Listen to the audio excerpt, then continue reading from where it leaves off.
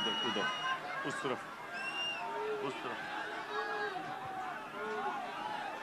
بسم اللہ الرحمن الرحیم ایاک نعبد و ایاک نستعین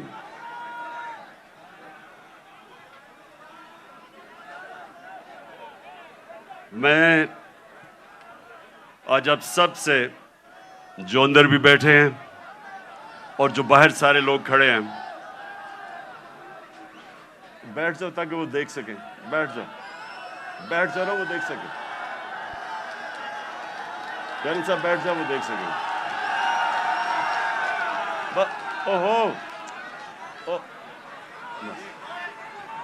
تھوڑا پیچھے. اچھا جی, بسم اللہ الرحمن الرحیم. میں یہ چاہتا ہوں کہ آج بڑی خاموشی سے میری بات سنیں تاکہ یہ ایک بڑا مبارک دن ہے, اور جو میں آج آپ کے سامنے اپنے نبی صلی اللہ علیہ وآلہ وسلم کے متعلق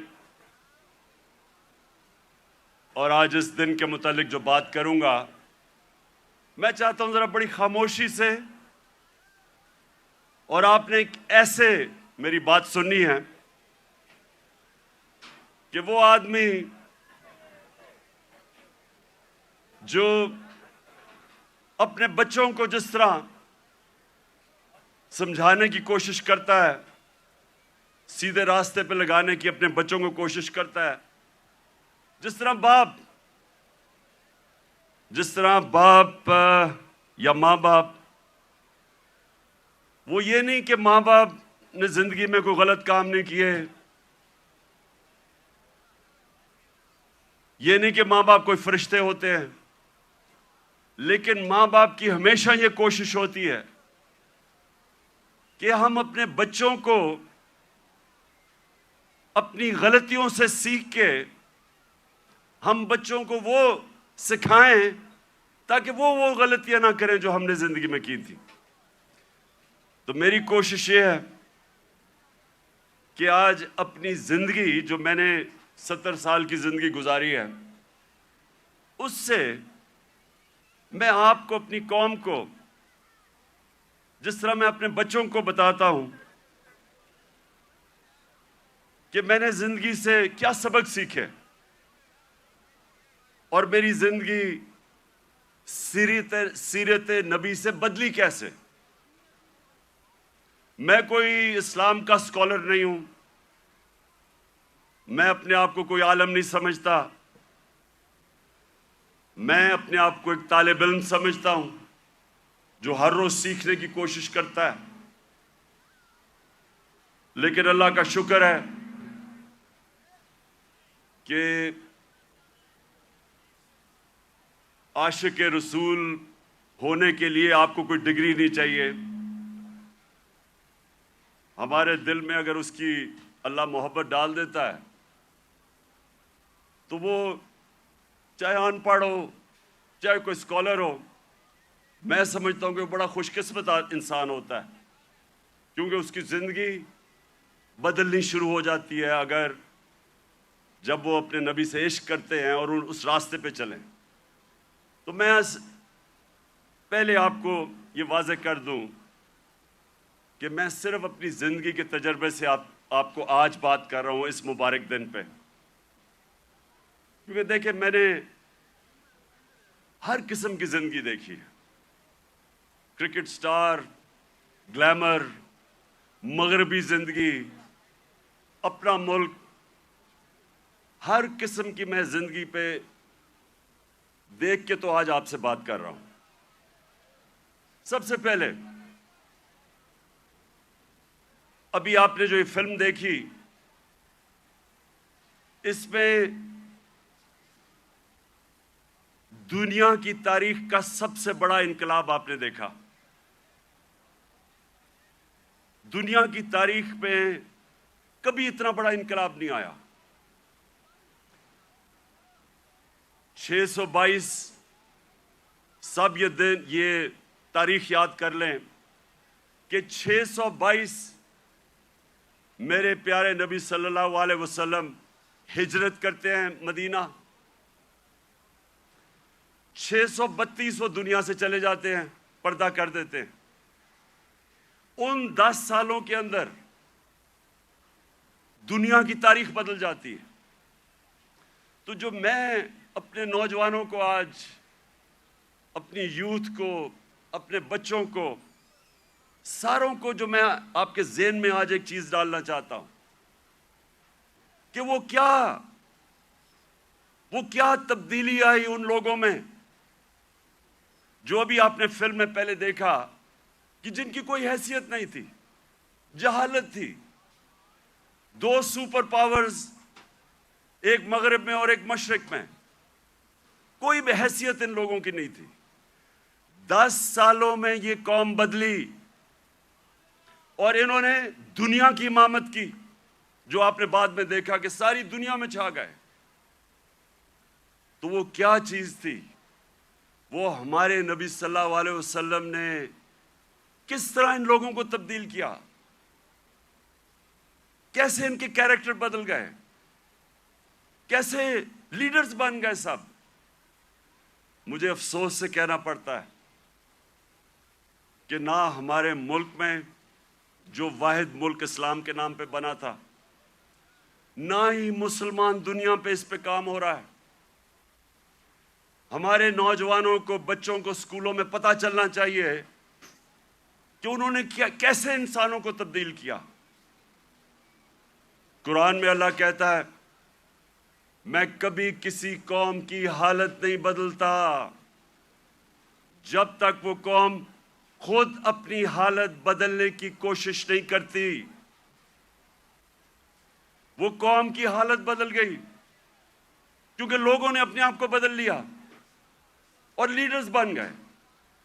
تو میں آج کوشش کروں گا کہ آپ کو میں پھر سے کہہ رہا ہوں، میں اسکالر نہیں ہوں، میں نے اپنی زندگی کے تجربے سے، جو میں نے مغرب کا پورا میں سسٹم اندر سے دیکھا ہوا ہے، تعلیم میں نے باہر لی، اس کے بعد ساری دنیا پھرا کرکٹ کی وجہ سے، پھر سیاست، پھر اپنا معاشرہ اندر سے دیکھا، تو میں اب آپ کو اپنے طور پہ بتاؤں گا کہ میرے نبی صلی اللہ علیہ وسلم نے کیسے چینج کیا ان کو۔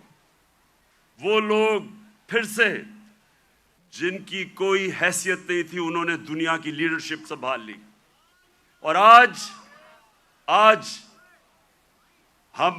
میں سمجھتا ہوں کہ ہمارا پاکستان ادھر ہی کھڑا ہے۔ وہ جو نا آپ نے پہلے حالات دیکھے تھے جہالت کے، ہم اس کے بڑے قریب کھڑے ہیں، اور ہم نے کیسے بدلنا ہے اپنے آپ کو۔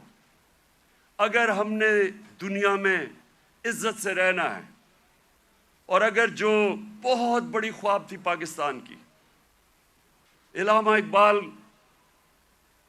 جو ان کی شاعری سے انہوں نے غلام ہندوستان کے مسلمانوں کو جگانے کی کوشش کی، اور ان کی شاعری کی قرآن کے اندر، ساری شاعری قرآن کے اندر ہے اور نبی صلی اللہ علیہ وسلم کی سنت کے اوپر ہے۔ اس کے اوپر انہوں نے جگانے کی کوشش کی ہندوستان کے مسلمانوں کو۔ اور وہ خواب کیا تھی کہ ہم ایک ایسا ملک بنائیں گے جو دنیا میں مثال بنے گا کہ حقیقی طور پہ اسلام کیا ہے۔ اور ان کی ساری نظر تھی وہ مدینہ کی ریاست، جدھر ایک مثال بنی تھی دنیا میں، جو ماڈل نے پھر اس کے بعد ساری دنیا پہ وہ پھیل گئے۔ 1000 سال تک مسلمان دنیا کی سپریم پاور رہے تھے۔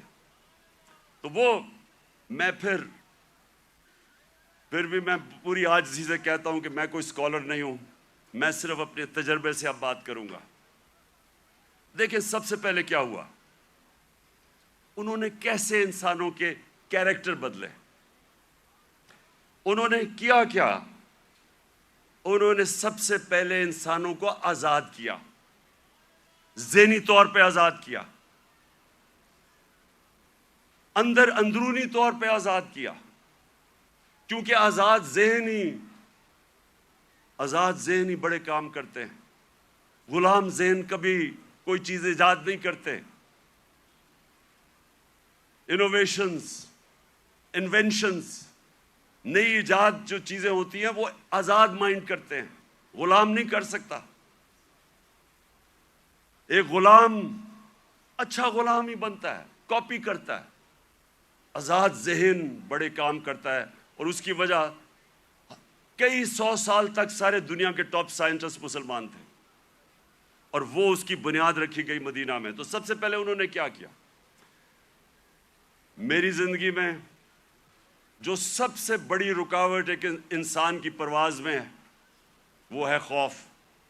اور میں بار بار یہ اپنی قوم کو بتاتا رہتا ہوں کہ جو خوف کا بت ہے اس کا توڑنا بڑا ضروری ہے. تو میرے نبی صلی اللہ علیہ وسلم تو جو قرآن تھی وہ چلتے پھرتے قرآن تھے. تو قرآن کے اندر جو واضح طور پہ لکھا ہوا ہے کہ جو لوگ ایمان لے آئے اللہ ان کے خوف دور کر دیتا ہے. خوف کا سب سے بڑا خوف موت کا. اللہ نے کہا زندگی موت میرے ہاتھ میں ہے. لوگ ابھی بھی ڈرتے ہیں موت سے, جب پتہ ہے کہ اللہ نے فیصلہ کیا ہوا کہ جب میں چاہوں گا تم اس سے پہلے نہیں جاؤ گے.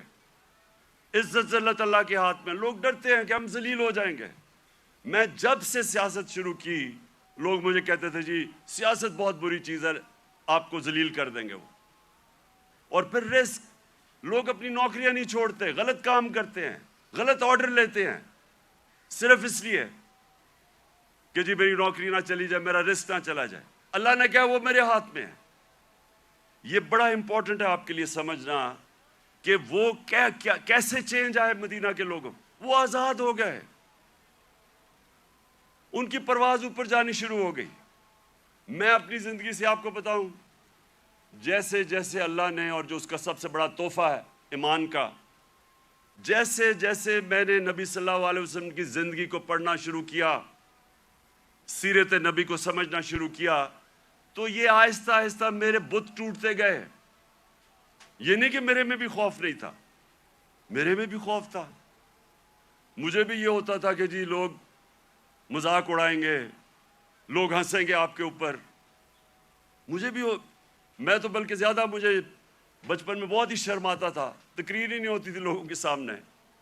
تو مجھے ہمیشہ خوف ہوتا تھا کہ اچھا جی لوگ مذاق اڑائیں گے. جیسے جیسے ایمان آتا گیا, میں نے نبی کی سیرت سمجھتا گیا, آہستہ آہستہ یہ بت ٹوٹتے گئے. پہلا بت جو میرا ٹوٹا وہ یہ کہ یہ جی آپ ذلیل ہو جائیں گے, آپ کو اگر پالیٹکس میں آئیں گے آپ ذلیل ہو جائیں گے. یہ جو بت ہے یہ میں آپ سب کو آج بتا رہا ہوں, یہ اس لیے کہ ہماری ایمان کمزور ہوتا ہے. آج جتنا مجھے, جب سے میں سیاست میں آیا ہوں, جتنا مجھے برا بھلا کہا گیا, اگر مجھے ذلت کا ڈر ہوتا تو میں بڑی پہلے چھوڑ کے چلا گیا ہوتا. جس طرح کہ میرے اوپر ذاتی اٹیکس, ہر قسم کے میرے اوپر, جس طرح کی انہوں نے گندگی میرے اوپر پھینکی ہے 20 سالوں میں, 26 سالوں میں, کسی اور سیاستدان پہ نہیں پھینکی. فیملی کو نہیں چھوڑا, گھر کی خواتین کسی کو نہیں چھوڑا انہوں نے. لیکن کیا یہ اب آپ کے سامنے ہے, میں اپنی ساری قوم کے سامنے کہہ رہا ہوں, کیا مجھے انہوں نے ذلیل کرنے میں کامیاب ہو گئے؟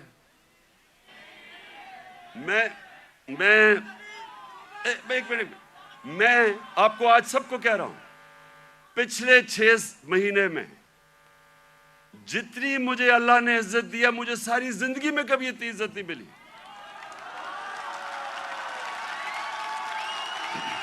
تو اس کا تو میں آپ کے سامنے ہوں.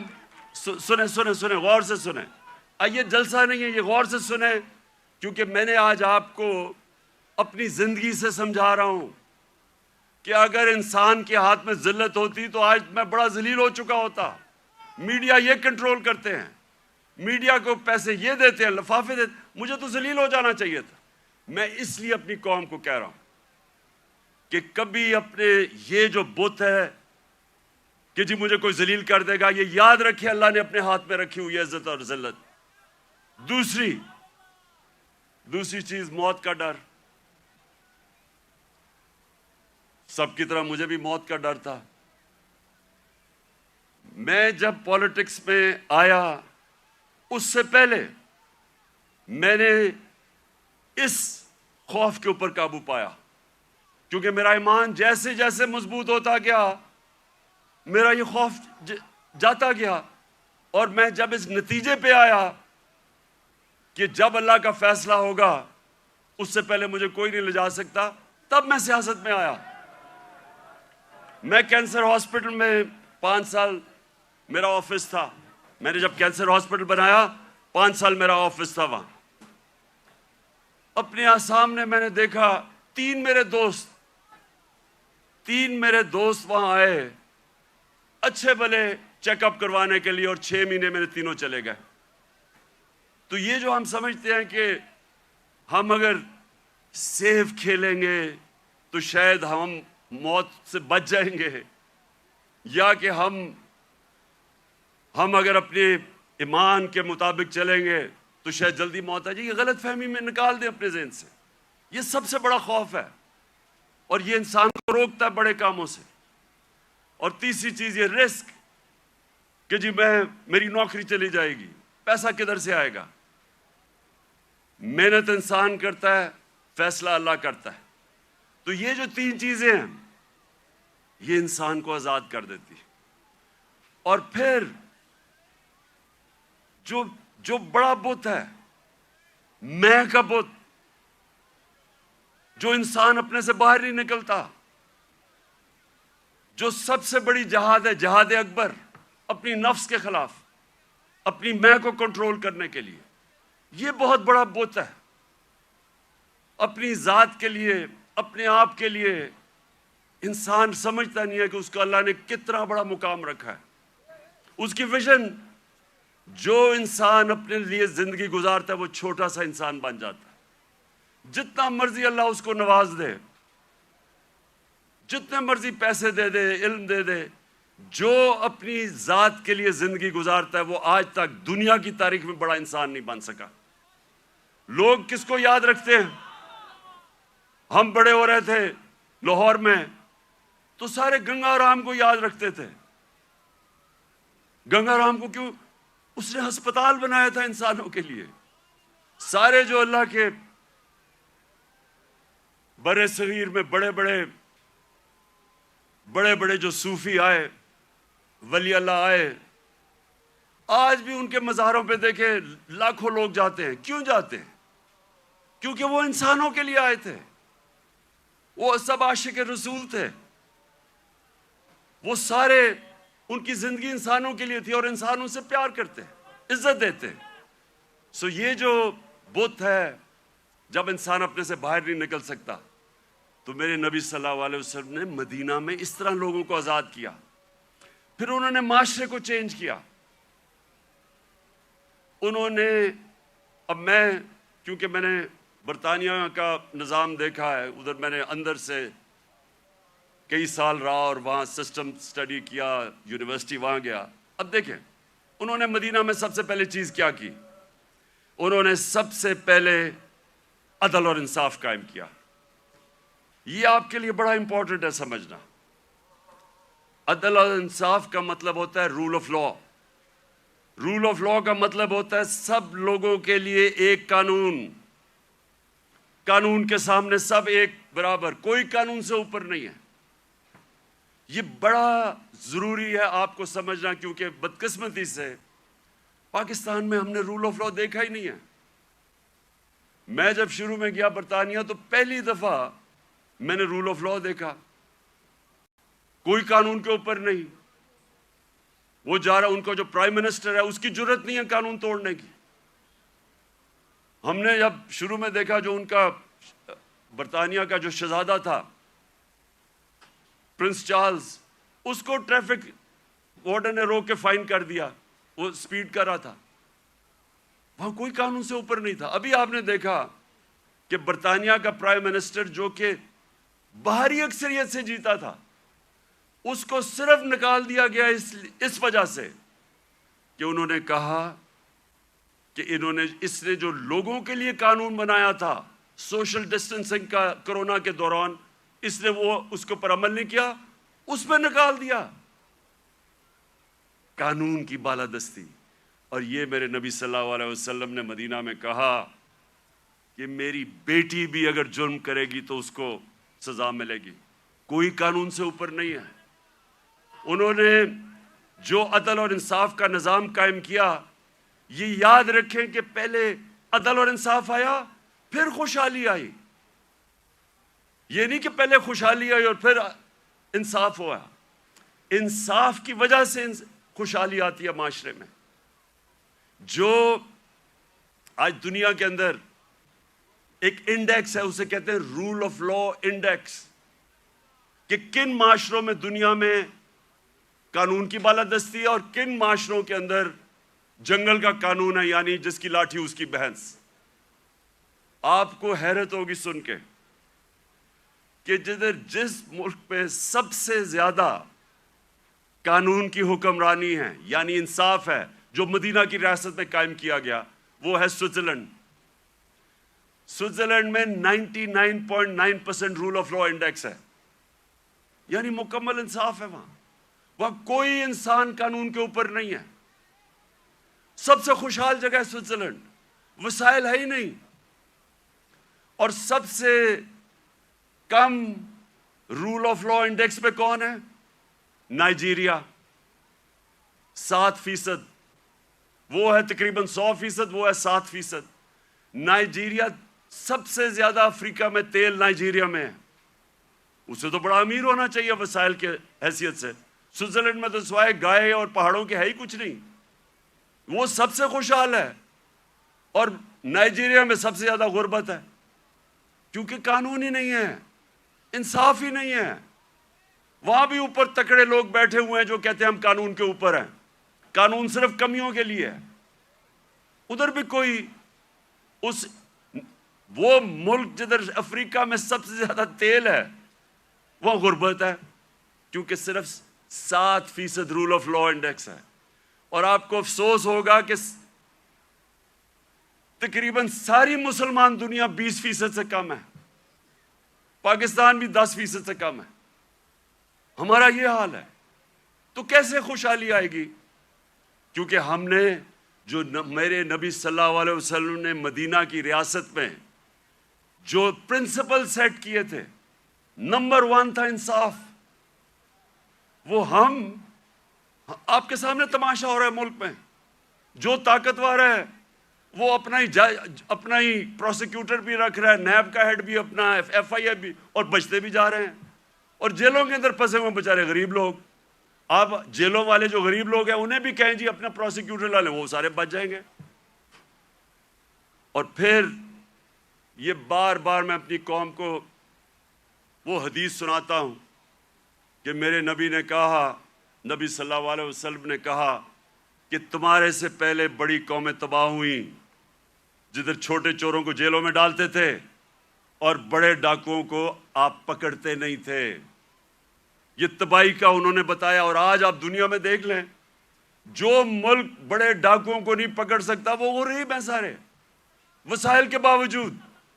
سو نمبر 1 پرنسپل انہوں نے سیٹ کیا رول آف لا۔ نمبر 2، اور رول آف لا کے ساتھ میرٹ، کیونکہ جدھر انصاف ہوتا ہے ادھر ہی میرٹ ہوتی ہے۔ آج آپ مغربی یہ ملک پہ چلے جائیں، سارے جتنے امیر ملک ہیں سب 90% سے زیادہ رول آف لا ہے، اور رول آف لا کے ساتھ میرٹ آ جاتی ہے۔ اور دوسری چیز، میرے نبی صلی اللہ علیہ وسلم نے امر بالمعروف و نہی عن المنکر، وہ جو اللہ کا حکم ہے کہ ساری عوام کو اللہ کا فرمان ہے کہ تم نے اچھائی کے ساتھ کھڑا ہونا ہے اور برائی کے خلاف کھڑا ہونا ہے، یہ ہے بیسز ایک مہذب معاشرے کی۔ میں اب آپ کو بتاؤں، میں نے جو انگلینڈ میں دیکھا، کیونکہ میں نے پھر سے آپ کو کہوں اندر سے میں نے وہ معاشرہ دیکھا، ایک دفعہ کسی آدمی کے اوپر یہ الزام لگ جائے کہ اس نے چوری کی ہے، کرپشن کی ہے، وہ جو مرضی ہو، سارا جو اس کے دوست بھی ملنا چھوڑ دیتے ہیں، ان کے ملنے والے بھی ان کو ملتے نہیں ہیں، وہ جاتے ریسٹورنٹس میں جاتے ڈرتے ہیں۔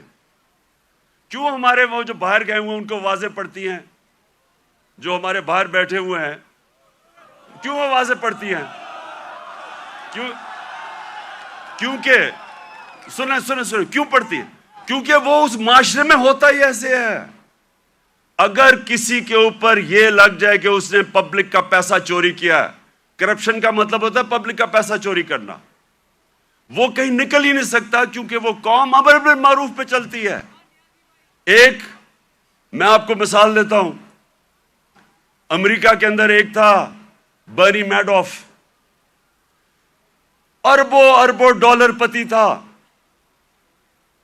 ساری سوسائٹی میں سارے بڑے بڑے فلم سٹارز سوسائٹی کے سارے اس کے سے ملتے تھے، تصویریں کھچاتے تھے. امیر ترین امریکہ کا آدمی تھا. اس کے اوپر فلم بھی بنی ہوئی ہے نیٹ فلکس پہ. وہ برنی میڈوف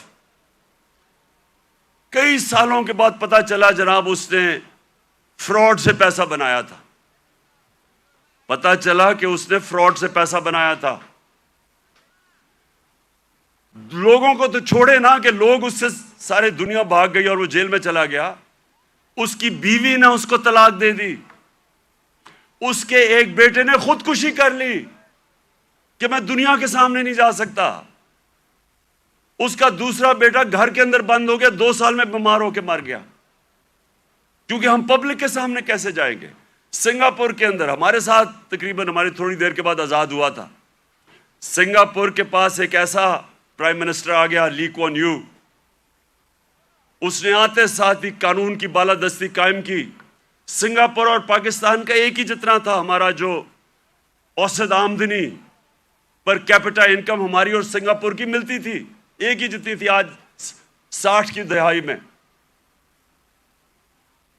ایماندار پرائم منسٹر آیا، قانون کی بالادستی قائم کی. جیسے ہی آپ قانون کی بالادستی قائم کرتے ہیں کرپشن ختم ہو جاتی ہے. وہ سنگاپور کا ایک منسٹر، اس کا اپنا دوست تھا، وہ پکڑا گیا کرپشن میں. اس دوست کو، وہ پرائم منسٹر کا دوست تھا، جیسے ہی وہ پکڑا گیا اسے پتا تھا کہ میں اب بچ نہیں سکتا، حالانکہ میں پرائم منسٹر کا دوست ہوں. اس نے خودکشی کر لی کہ اب میں معاشرے میں کیسے جاؤں گا، کیونکہ معاشرے میں امر بالمعروف ہے. عوام کھڑی ہو جاتی ہے اچھائی کے ساتھ. وہی سنگاپور. اب یہ سوچیں، ہم اور سنگاپور ایک ہی جگہ تھے 60 کی دہائی میں. آج وہ ہمارا کتنا پر کیپٹا انکم ہے، اوسط آمدنی آج پاکستان میرے خیال میں $2,500 ہو گیا، 3,000 مجھے ابھی پورا ایگزیکٹ نہیں پتا. سنگاپور میں $60,000 پر کیپٹا انکم ہے، اوسط آمدنی.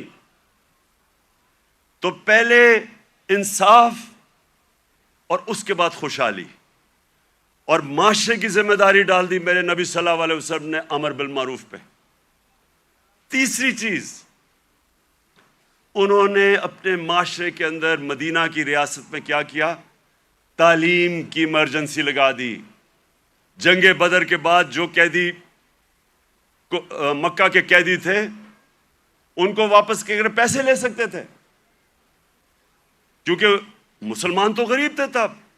بلکہ جنگ بدر میں نے اتنا بھی پڑھ رہا تھا کہ کئی لوگوں کے پاس تلواریں بھی نہیں تھے، ڈنڈوں سے لڑے ہیں.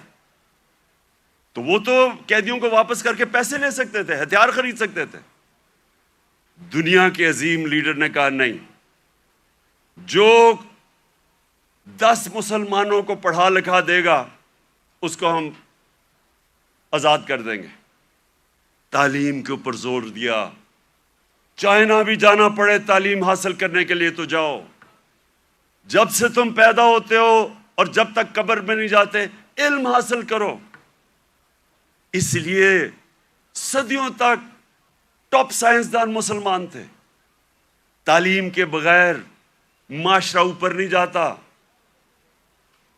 اور ہمارا اب پھر سے حال دیکھ لیں، کتنا زور لگایا تعلیم. کتنا شرم کی بات ہے کہ 75 سال انڈیپینڈنس پہلی دفعہ ہم نے کوشش کی تھی کہ کم از کم تعلیم کا نظام میں انصاف کریں.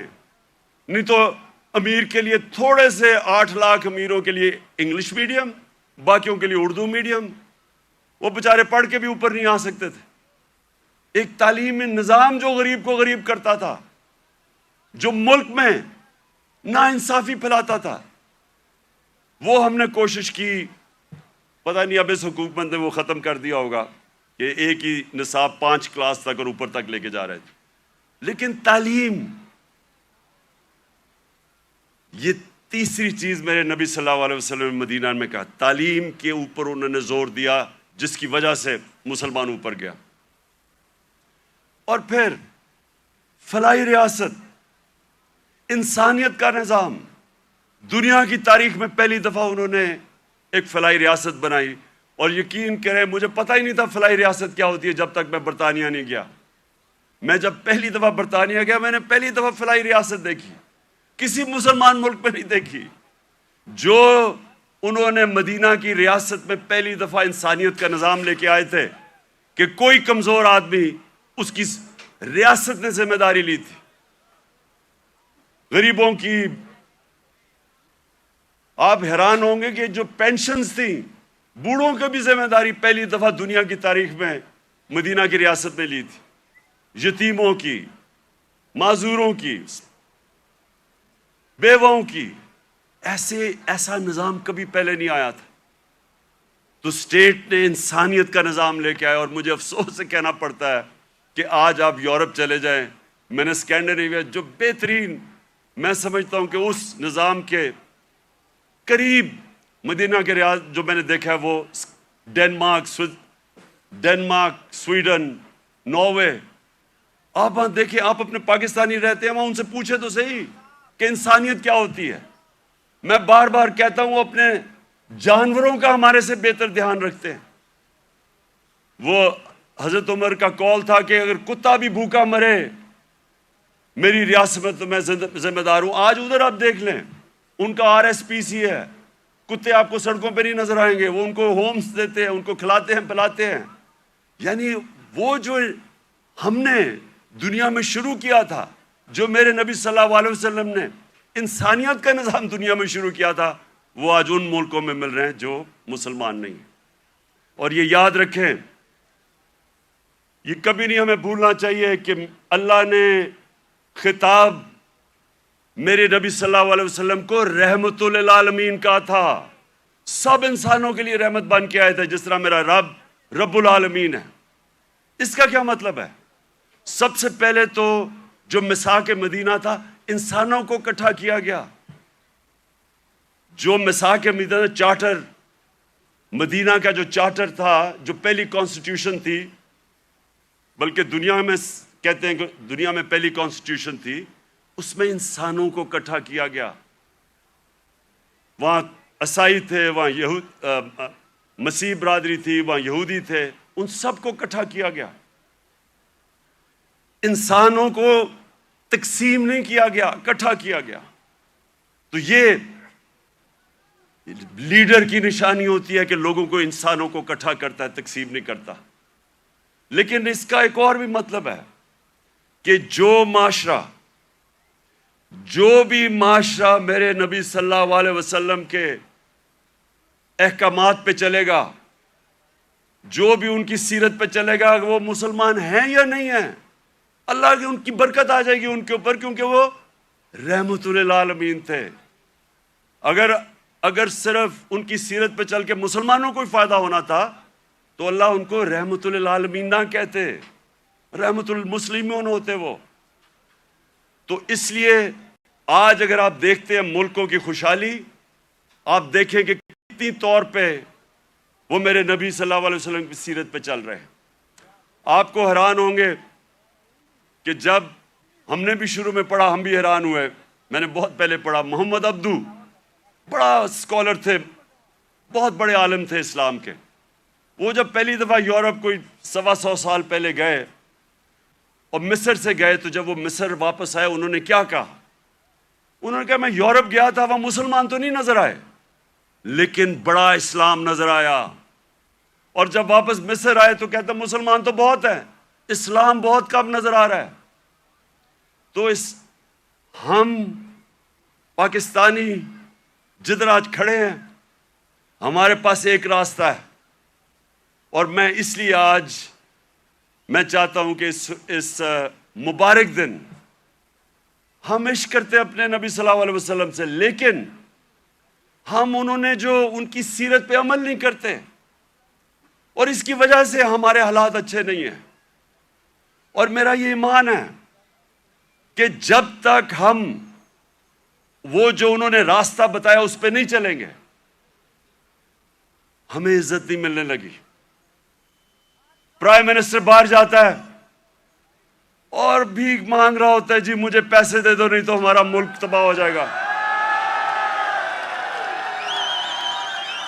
سب 22 کروڑ لوگوں کے لیے، ہم سب کے لیے شرمناک ہے کہ وہ ملک جس کا نعرہ تھا پاکستان کا مطلب کیا، لا الہ الا اللہ، یہ بڑا نعرہ ہے، یہ دعویٰ ہے بہت بڑا، یہ اللہ سے وعدہ ہے کہ اللہ تیرے سوا کوئی خدا نہیں ہے، وہ آج ایسے پھر رہا ہے دنیا میں۔ کوئی آتا ہے گورے رنگ کا، کوئی باہر سے آ جاتا ہے، سارے گر جاتے ہیں اس کے سامنے۔ نہ عزت ہے، نہ آزادی ہے۔ جو حکم ملتا ہے کہ اچھا جی روس سے تیل نہیں لینا، ہم نہیں لیتے کیونکہ حکم آیا باہر سے۔ تو میرے پاکستانیوں، ہمیں آج اس مبارک دن پہ اپنے ریفلیکٹ کرنا ہے، غور اور فکر کرنا ہے کہ ہم نے کیسے اس قوم کو اس قوم ادھر پہنچانا ہے جس کے لیے یہ ملک بنا تھا۔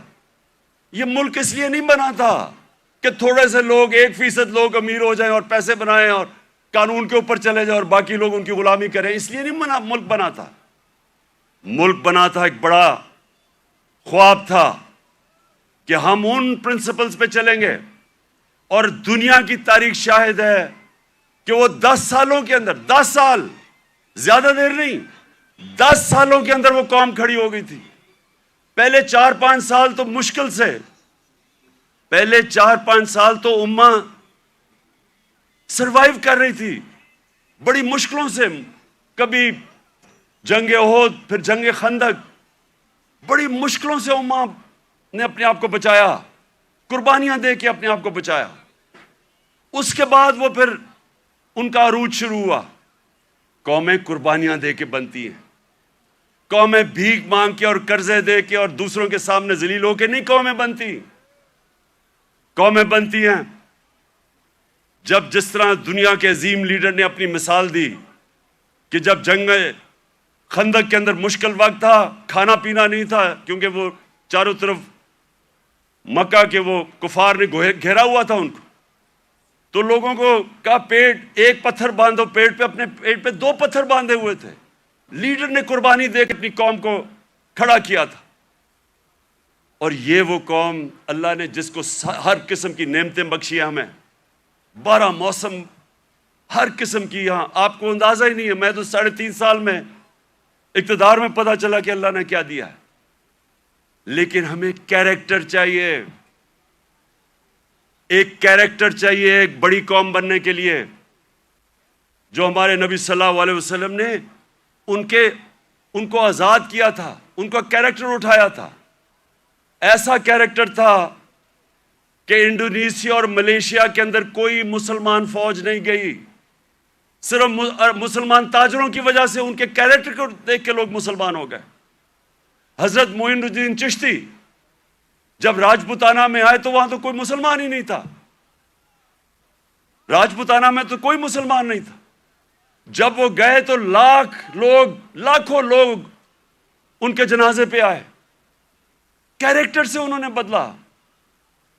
جو ساری جو 10 سال تھے، 622 اور 632، ٹوٹل لوگ کہتے ہیں جی تلوار سے اسلام پھیلا، جو ٹوٹل جو مسلمان اور جن کا مقابلہ تھا مخالف، جو ٹوٹل لوگ جنگوں میں مرے تھے وہ 1200-1300 تھے۔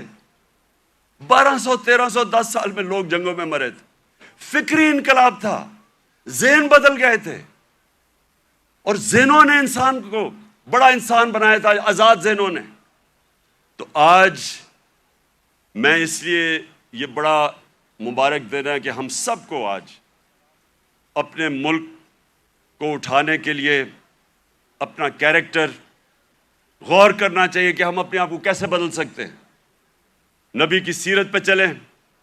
میں نے رحمت اللہ عالمین اتھارٹی بنائی، مقصد اس کا کیا تھا کہ ہمارے بچوں کو سیرت نبی سے ان کا کیریکٹر مضبوط کریں۔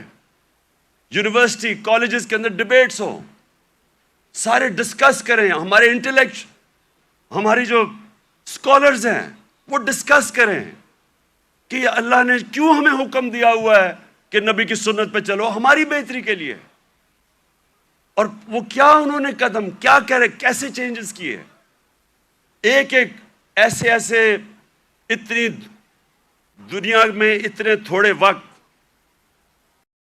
دنیا کی تاریخ میں اتنے تھوڑے وقت کبھی اتنے گریٹ لوگ نہیں آئے۔ ہر انسان کوئی نہ کچھ بن گیا۔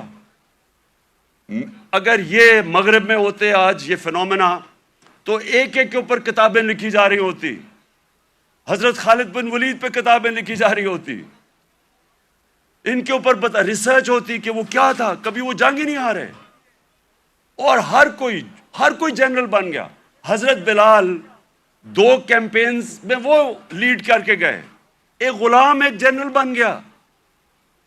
اس کے اوپر کبھی کام نہیں کیا، ہمارے اسکالرز نے نہیں کام کیا۔ رحمت اللہ عالمین اتھارٹی کا مطلب ہی یہ تھا کہ اسکالرشپ آئے اور وہ کام کرے اس پہ، تاکہ اپنے یوتھ کو تو بتائے، کیونکہ اگر آپ نہیں بتائیں گے ان کے اوپر تو مغربی کلچر کی جلغار ہوئی ہے۔ موبائل فون سے بچوں کو وہ مٹیریل مل رہا ہے جو انسانی تاریخ میں نہیں بچے اب کو ملا۔ تو جب تک آپ ان کو سیرت نبی سے ان کو مضبوط نہیں کریں گے، وہ کیسے، یہ جو اتنا آنسلاٹ ہے ایک وہ کلچر کا جو بالکل مختلف ہے ہمارے دین سے، ہماری تاریخ سے، ہمارے کلچر سے، وہ کیسے مقابلہ کریں گے ان کو جب تک ان کو آپ مضبوط نہیں کریں گے۔ وہاں تو جو کلچر آ رہا ہے ٹیلی فون سے، میں ابھی آپ کو بتا دیتا ہوں، وہ یہ کہہ رہا ہے کیونکہ ٹیکنالوجیکلی وہ اتنے آگے نکل گئے ہیں، اس کا مطلب ہر چیز میں وہ آگے ہیں، اس کا مطلب ہمارا دین بھی آؤٹ ڈیٹ ہو چکا ہے، ہمارا کلچر بھی آؤٹ ڈیٹ ہو چکا ہے۔ تو بیچارے ان کو کاپی کرنا شروع کر دیتے ہیں بچے، اور غلطی ہماری ہے کیونکہ ہم ان کو بتا ہی نہیں سکے کہ دوسرا ہمارا ہے کیا، جو علامہ اقبال کوشش کرتے رہے۔ تو یہ رحمت اللہ عالمین اتھارٹی کا مقصد ہی یہ تھا کہ ہم ابھی سے اپنے بچے، کالج اسٹوڈنٹس، یوتھ، ان کو تیار کریں کہ 21ویں صدی میں آپ نے کیسے آپ نے فیس کرنا دنیا کو۔ ماں خاص طور پہ ماؤں کے اوپر جو اب پریشر ہے، مجھے تو پتہ ہے کیا پریشر پڑا ہوا ہے یہ موبائل فون کی وجہ سے، جو بچوں کے لیے اب آ گیا۔ تو اس لیے میں آج اس دن پہ اپنی ساری یوتھ کو کہتا ہوں کہ اگر ابھی تک ہمارے ایجوکیشن سسٹم آپ کو تعلیم نہیں دے سکا جو آپ کو ملنی چاہیے، اور انشاءاللہ ہم جب بھی واپس آئیں گے اور اللہ نے جب کیا تو رحمت اللہ عالمین اتھارٹی کو ریوائیو کریں گے، اسکالرشپ ریوائیو کریں گے، بچوں کو تیار کریں گے۔ اور میں یہ چاہتا ہوں، دیکھیں آخری بات میری جو آخری بات ہے وہ یہ سن لیں، یہ تو اللہ کا سب سے بڑا تحفہ ہے کہ وہ کسی کو ایمان دیتا ہے یا نہیں دیتا۔ کوئی کسی کو زبردستی دین میں نہیں لا سکتا، لیکن ہمارا فرض یہ ہے کہ کم از کم ہم اپنی یوتھ اور بچوں کو ان کی فاؤنڈیشن تو بنا دیں، ان کی بنیاد تو رکھ دیں، ان کو بتا تو دیں کہ آپ کا دین، اور خاص طور پہ شروع ہمیشہ سیرت نبی سے کریں، اس کے بعد قرآن کی تعلیم دیں۔ سیرت نبی ایک ایسی چیز ہے جو میں اپنے آپ سے کہہ رہا ہوں کہ میری تو پہلے مجھے نبی کی سیرت میں نے پڑھی اور سمجھی، ان کی تاریخ، ان کی زندگی، پھر مجھے قرآن کی سمجھ آئی۔ اس سے پہلے مجھے قرآن کی سمجھ ہی نہیں آتی تھی۔ تو جب تک مجھے سیرت نہیں پڑھی پھر مجھے سمجھ آنی شروع ہوئی۔ تو دونوں پڑھانی چاہیے، لیکن ابھی سے ہی ہمیں میں اپنے یوتھ کو اب کہتا ہوں کہ کتابیں پڑھیں، نبی صلی اللہ علیہ وسلم کی زندگی پڑھیں، سمجھیں کہ وہ دنیا میں کیا ہوا تھا۔ کبھی دنیا کی تاریخ میں ایسا فنومنا نہیں آیا اور اس کے بعد جو پھر اللہ آپ کو ہدایت کرتا ہے نہیں وہ آپ کی قسمت ہے, لیکن کم از کم اس سے آپ تیار ہو جائیں گے دنیا 21ویں صدی کا مقابلہ کرنے کے لیے. بہت بہت شکریہ.